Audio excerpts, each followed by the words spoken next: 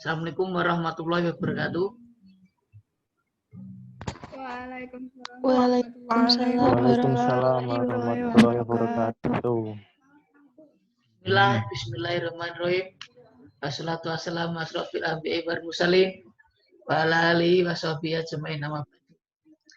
Pertama-tama marilah kita panjatkan rasa puja dan puji syukur atas kehadirat Allah Subhanahu wa taala yang mana telah memberi nikmat sehat, nikmat sempat sehingga kita dapat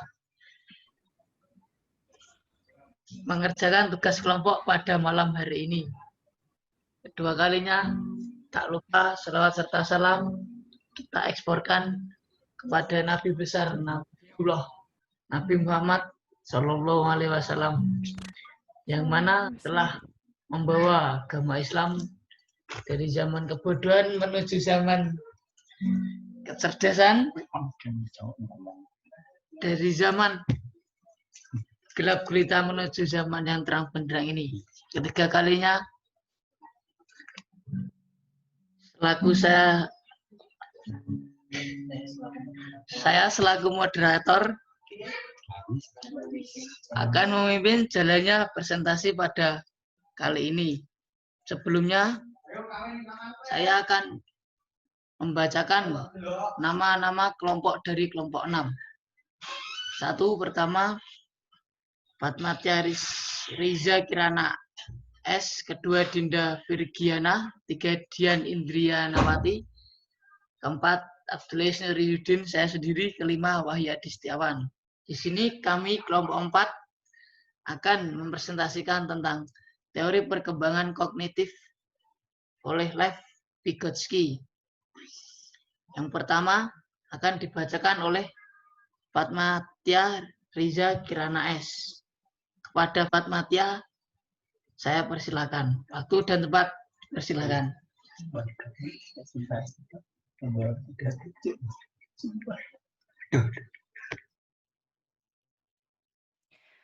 Lev Vygotsky, seorang keturunan Yahudi, lahir di Belarus pada 17 November 1896.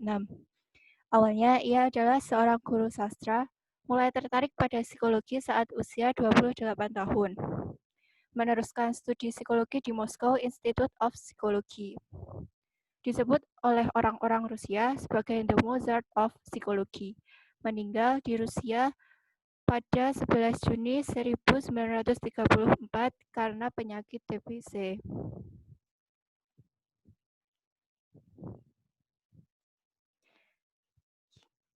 Menurut Vygotsky, budaya dan komunitas dalam belajar memiliki peran penting.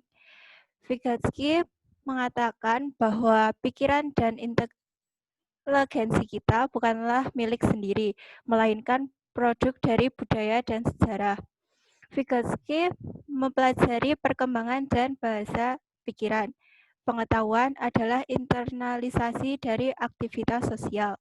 Pendekatan konstruktivisme adalah perkembangan kognitif seseorang di samping ditentukan oleh individu sendiri secara aktif, serta oleh lingkungan sosial yang aktif.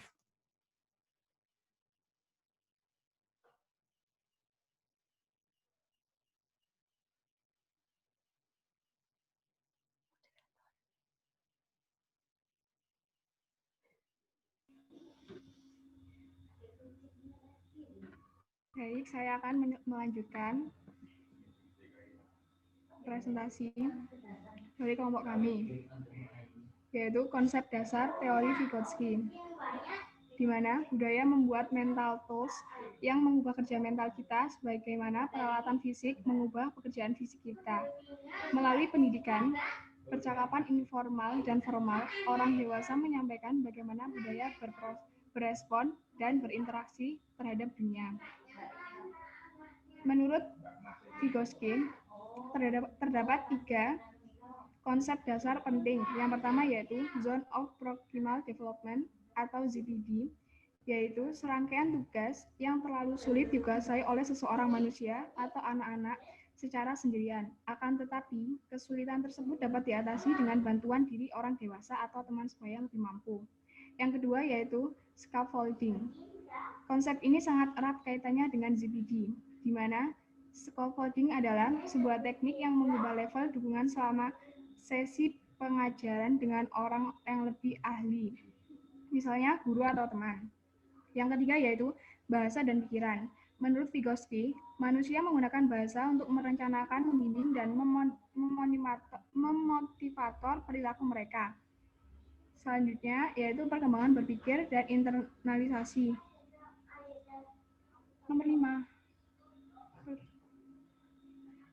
Yaitu ada inner speech atau bahasa yang dipikirkan anak. Yang kedua, outer speech atau bahasa yang didengarkan anak. Yang ketiga, sumber berpikir ada dalam perkembangan biologis, sedangkan sumber bicara ada pada lingkungan sosial. Yang keempat, berbeda asal tetapi sifatnya tritunggal.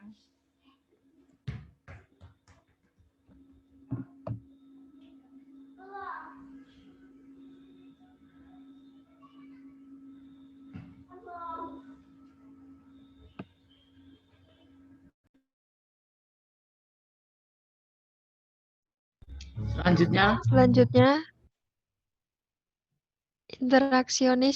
interaksionis sosial. Kebutuhan untuk berkomunikasi dengan orang lain merupakan suatu kecenderungan alamiah pada anak-anak. Penelitian Susan Goldin Meadow tahun 1982, anak-anak tunarungu memiliki kebutuhan komunikasi yang sangat kuat sehingga kemudian mengembangkan bahasa syarat dari diri mereka sendiri semenjak lahir. Semenjak dini. Awalnya hanya gerakan-gerakan khusus, sederhana seperti tanda-tanda untuk makan. Setelah 4 tahun, anak mampu mengembangkan pola gerak isyarat yang kompleks, sehingga paralel dengan pola-pola kata pada anak-anak yang bukan tunarungu menjadi unik dan tidak meniru ibunya. Selanjutnya, perkembangan keterampilan memperoleh informasi. The sensory register. Tahapan pertama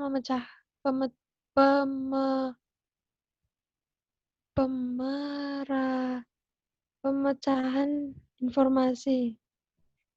Jika orang dewasa mengingat hal lebih banyak dari anak itu karena orang dewasa melakukan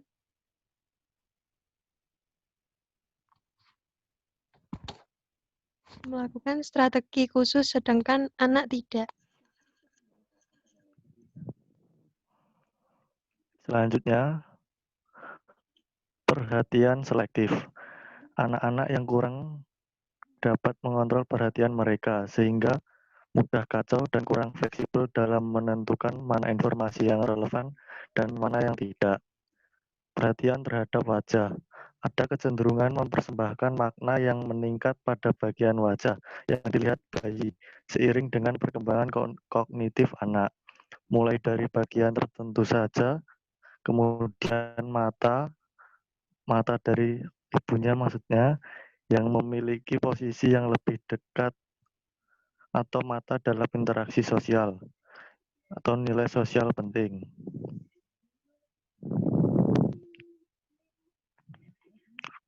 Short term memory, rehearsal. Semakin bertambahnya usia anak, maka ia akan semakin menunjukkan primary effect atau efek item urutan pertama. Anak yang lebih tua dapat mengingat lebih baik dibandingkan anak yang lebih muda. Atau eksperimen daftar kata-kata, sehingga item awal diingat lebih sering dibanding item yang lain. Selanjutnya, strategi mengingat anak-anak akan bertambah membaik dan terorganisir seiring dengan pertambahan usia.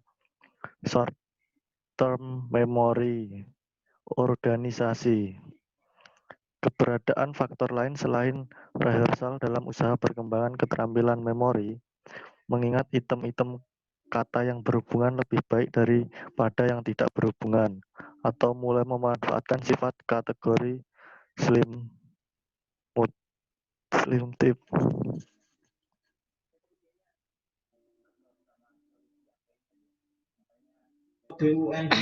Cukup sekian presentasi dari kelompok kami.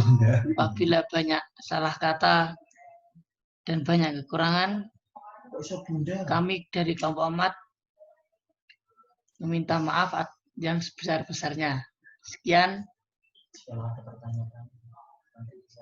Jika ada pertanyaan nanti bisa lewat komen saja atau langsung bertanya kepada anggota-anggota yang ada di kelompok 4. Sekian. Wassalamualaikum warahmatullahi wabarakatuh. Assalamualaikum warahmatullahi wabarakatuh. Waalaikumsalam warahmatullahi wabarakatuh. Waalaikumsalam warahmatullahi wabarakatuh. Iki mau nilai recordnya piye, Pi?